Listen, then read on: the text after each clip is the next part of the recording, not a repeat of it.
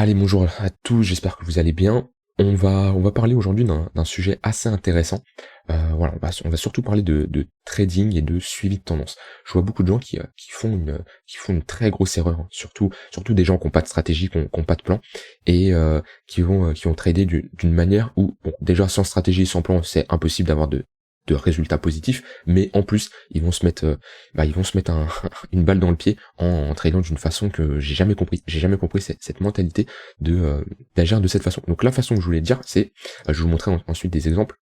Euh, Comment dire, quand on a une tendance haussière, et je vous l'ai dit ça quand le BTC il a fait son breakout ici là, ouais, quand il a fait son breakout ici, quand on a une tendance haussière, je vois beaucoup de gens lutter contre ce mouvement. Ils cherchent à short, ils cherchent à choper le top parfait. Ça short, ils short, voilà, ils vont short ici, ils short en attendant que ça se retourne. Alors que c'est sûr, au bout d'un moment, il va y avoir un retournement, c'est obligé. Ça va pas aller à l'infini, à l'eau. Au bout d'un moment, il va y avoir un retournement. Mais là, tout ça, vous prenez des stops. Tout ça, vous prenez des stops. Alors que vous avez juste à jouer la tendance haussière et vous positionnez sur des pullbacks et déjà vous aurez clairement de meilleurs résultats. Et ça c'est une erreur que je vois souvent. Par exemple ce matin je regardais un peu, je regardais des charts, je regardais un peu, je me baladais sur TradingView sur autre, et d'un point de vue order flow sur APT, ça short en masse et ça c'est incroyable. C'est-à-dire que là on a une tendance sur APT, hein, je vous ai fait une analyse il y a pas longtemps, on a une tendance qui est bien marquée. En plus si je mets le MACD, on a on va se mettre en daily,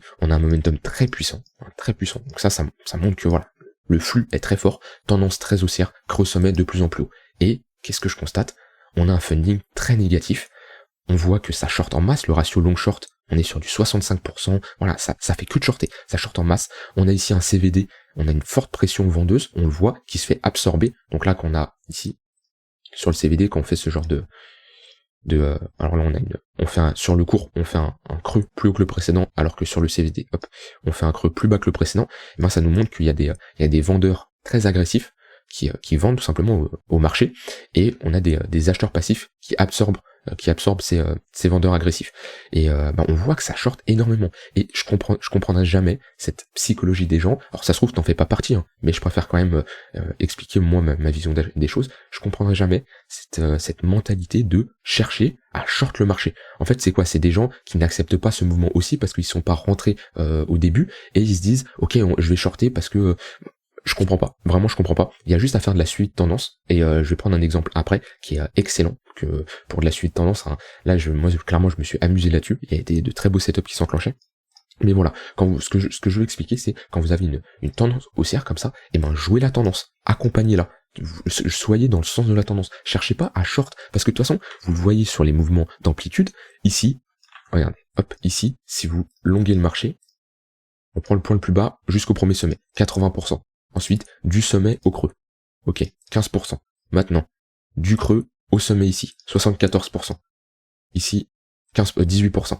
Bon, on est bien d'accord que sur du long, il y a de plus grosses opportunités. Donc, pourquoi vous cherchez à essayer de shorter un tout petit mouvement comme ça, qui est très difficile à avoir un risk-reward très intéressant, plus à avoir le top parfait ici, c'est très compliqué, c'est même impossible, hein, c'est de la chance, hein, le mec qui short ici pour moi, c'est de la chance, alors que vous pouvez tout simplement jouer des mouvements à la hausse. En fait, ça me paraît logique, mais peut-être pour certains, ça ne paraît pas logique, et ils cherchent à shorter le marché. Et un très bon exemple, c'est Polkadot. Moi, je suis rentré pas mal en position.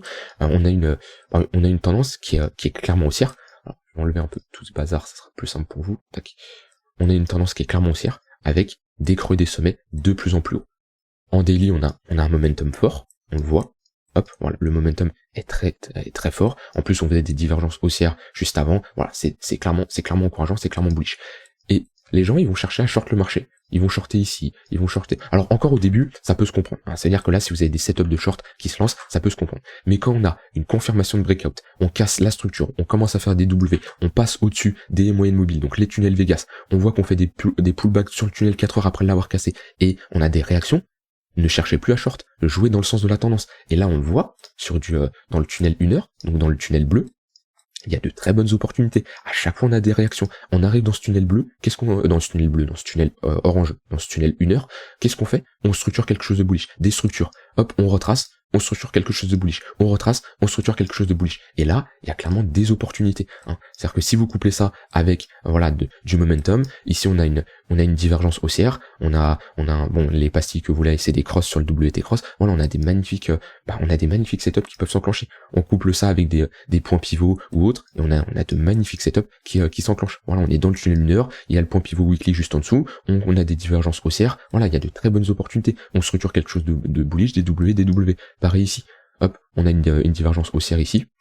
Voir ici, on a un flash sur le WT cross qui nous fait une passille verte, on est sur un point pivot daily plus un tunnel 1 heure. Voilà, ça c'est des opportunités de short et de long, pardon. Et c'est pareil sur le BTC, c'est pareil, cherchez à jouer dans le sens de la tendance. Alors bien sûr, il y a des gens qui vont me dire oui, mais peut-être maintenant c'est trop tard. Bah c'est trop tard, ça dépend de votre style. Si vous êtes un swing trader et voilà, vous êtes sur du 4 heures, voire daily, bah c'est sûr que ça va être compliqué de se placer là, on est bien d'accord. Maintenant, si vous êtes sur de l'intraday et vous cherchez voilà des setups, pareil, regardez sur le BTC, à chaque fois qu'on revient dans ce tunnel 1 heure, on a de très bonnes réactions.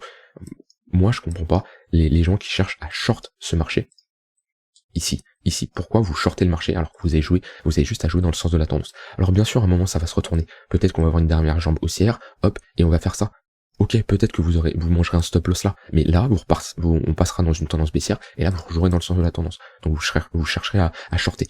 Donc, bien sûr, à un moment, vous allez vous prendre un stop loss, mais personne n'a 100% de réussite. Il n'y a pas de setup qui tourne à 100% de réussite. Vous pouvez avoir un setup à 30-40% de réussite. Si vous avez un bon risk reward, vous êtes gagnant. Faut arrêter de croire les gens, voilà, qui peuvent vous vendre du rêve avec des setups à 80-90% de réussite. Non. Enfin, après, ça dépend toujours du risk reward. Mais voilà, cherchez à long le marché. Il y a clairement des opportunités. Voilà, quand on commence à casser des tunnels, on fait des pullbacks dedans. Là, on voit, si je me mets sur du low time frame, on voit que sur du tunnel 15 minutes, là, le tunnel blanc, bah, il y a des opportunités. Voilà.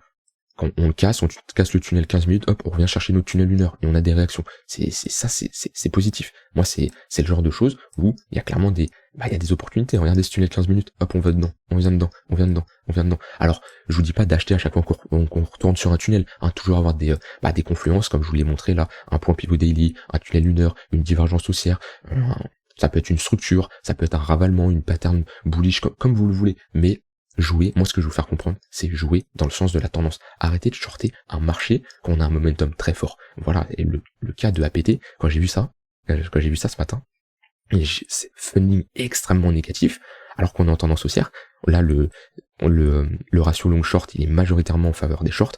On a ici, on se fait les vendeurs agressifs, ils se font avaler par les acheteurs passifs. Voilà. Alors je dis pas que j'en sais rien, j'ai pas de boule de cristal. Je dis pas que ça y est, on repart to the moon. Je dis juste que moi ici, si on m'oblige à prendre position, hein, j'ai pas spécialement de setup qui s'enclenche là, mais si on m'oblige à prendre une position, bah, pour moi j'ai plus de probabilité d'être gagnant en long qu'en short. Alors c'est pas des conseils en investissement, mais c'est pour vous faire comprendre que jouer dans le sens de la tendance, surtout quand on a un momentum très fort comme ça. Je vous l'avais déjà dit, hein, il y a quelques semaines, quand on avait le breakout du BTC, je vous ai dit ne luttez pas contre ce mouvement, hein, il est puissant, accompagnez-le, jouez les replis à chaque fois qu'on revient sur les moyennes mobiles, à partir du moment où d'un point de vue localisation on a eu un repli. Voilà, par contre quand on a une forte bougie verte, n'achetez pas ici. Hein. On n'achète pas quand une charte est verticale. On achète quand on corrige, qu'on revient sur des zones intéressantes et qu'on structure quelque chose de bullish. Ici, quand on a pump comme ça, ici c'est pas une zone d'achat. Voilà, c'était juste une vidéo assez simple où voilà, j'ai rien préparé en amont, j'ai juste parlé de ce que je voulais dire, mais c'est bien de remettre les choses dans leur contexte des fois, jouer dans le sens de la tendance. Il y a des setups à contre-tendance qui marchent, je dis pas le contraire, mais déjà c'est beaucoup plus compliqué et surtout, faites des tests. Testez votre setup, faites du backtesting, du paper trading, 100, 200 trades, et faites des stats, et voyez si vous êtes gagnant ou non. Mais c'est plus simple de jouer dans le sens de la tendance que de lutter contre un mouvement. En tout cas, moi, j'ai jamais eu de setup qui joue à contre-tendance. J'ai déjà essayé d'en faire, mais c'est très compliqué, et c'est pas facile. Voilà, c'était une vidéo assez simple. J'aime bien. J'essaierai de faire plus de vidéos dans ce sens-là, pour vous ouvrir un peu, peut-être vous avez une vision complètement différente de ce que je viens de dire, ça peut clairement vous aider. Voilà, j'ai terminé pour cette vidéo, on se retrouve demain. Demain on parlera de la clôture monthly sur le BTC, sur pas mal d'altcoins, qui est intéressante. Je vous souhaite un très bon après-midi, très bonne soirée, et à demain.